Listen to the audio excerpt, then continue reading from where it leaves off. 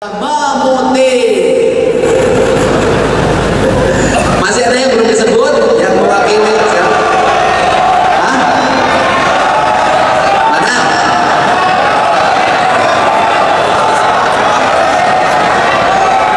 Hah? Gak usah disebut, ya mau udah tokoh TikTok terkenal. Ya udah deh.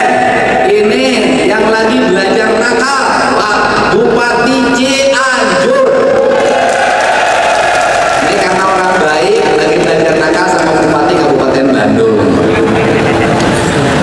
Seluruh nih saya sebutin di Jawa Barat itu ada 3 istilah. 1 ada istilah jarok, 2 ada istilah kuwu, 3 ada istilah kades, yang keempat lurah. Lurah untuk kepala kelurahan. Mana rombongan kuwu? Berdiri semuanya. Oh, kuwu. Ya. Mana rombongan jarok? Siap, Bogor udah karena siap bijakin ke Pak Prabowo, baik siap. Mana rombongan kades? Mana rombongan lurah?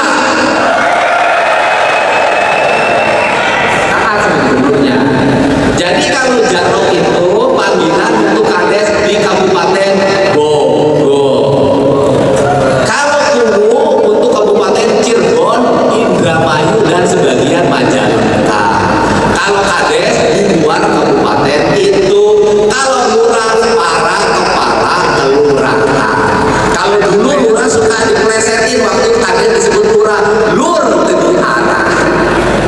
Ya, hari ini pemerintah provinsi Jawa Barat dan seluruh para kepala desa dan para kepala kelurahan untuk berkomitmen membangun kemandirian ekonomi kerakyatan. Kemandiriannya itu dalam bentuk koperasi. Koperasinya tidak ada birunya, tidak ada merahnya, tidak ada hijaunya. Koperasinya merah putih. Artinya kepentingannya negara. Koperasi merah putih bisa apa?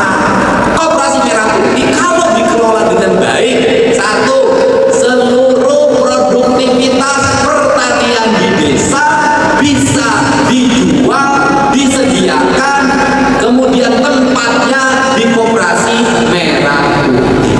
Selanjutnya bisa diserap untuk bantuan pangan non tunai, kebutuhan makan bergizi gratis, kebutuhan ekonomi pedesaan, kebutuhan dapur dalam setiap waktu. Kemudian masyarakat perlu pupuk, di koperasi disiapin pupuk. Masyarakat di desa, tiap desa nanti ada dokter desa, apoteknya di koperasi. Mau lebaran bajunya ada di koperasi. Bener nggak? Butuh daging, nanti lebaran dagingnya ada di koperasi. Maka duit ini akan muter dari desa ke desa, dari kelurahan ke kelurahan, dari tangan rakyat ke tangan rakyat. Sejarahnya koperasi mampu membangun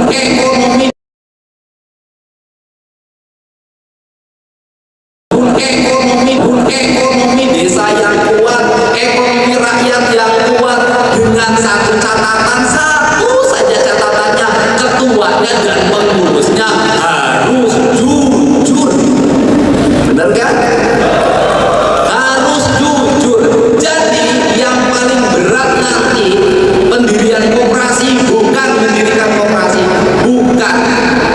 Kepala desa nggak usah pusing, biaya notarisnya sudah. Saya sudah diskusi dengan bupati, wali kota, itu tanggung jawab kami yang menyiapkan uangnya.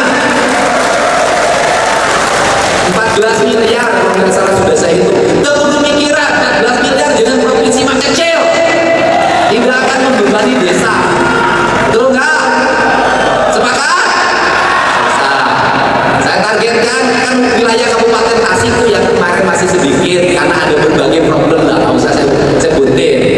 Nah kemudian kita targetkan di bulan ini sudah semuanya berakta notaris. Nanti kita gerakin notaris. Nah yang